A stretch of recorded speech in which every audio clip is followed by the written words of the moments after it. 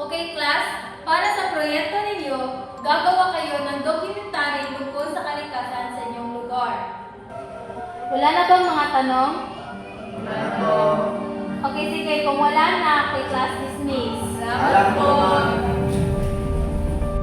Perfect! Gawa natin ng documentary yung tungkol sa mamimilog dun sa barrio natin. Oo, napapansin ko rin na ang dami ng patay na isda roon. At mabaho na rin ang tubig.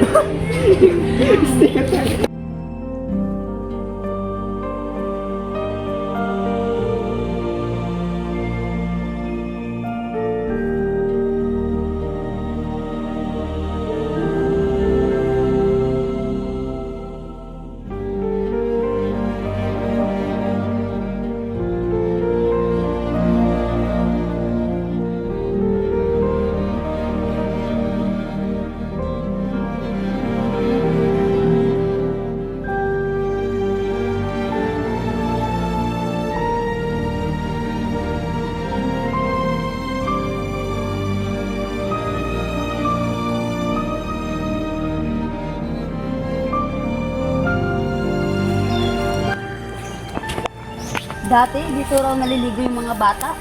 Oo nga. Ngayon, puro't basura at yung tubig na lang nakikita. Mga bata, iligtas ninyo ang ilog habang may oras pa. Bakit po? Kapag namatay ang ilog, susunod ang tayo.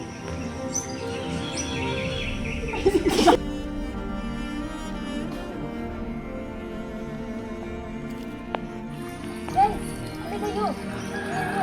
Dito pa lang yung nagaling ng mga tubig.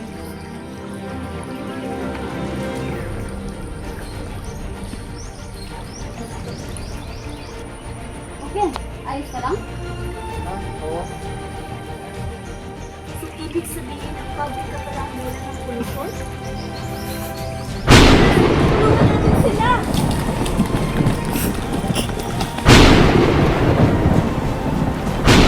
Sinasabi ko sa inyo, mamamatay ang baryo kapag namatay ang ilog.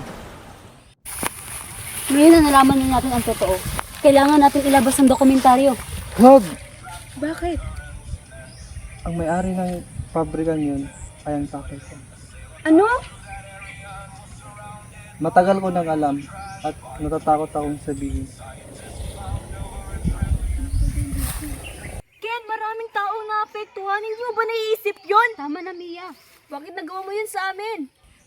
Alam ko at nagsisisi ako. Mang Elias, Mang Elias, Mang Elias, pasensya na po. Nagsapin ako sa pera. Hindi pa huli ang lahat kung magsisimula tayong magbago.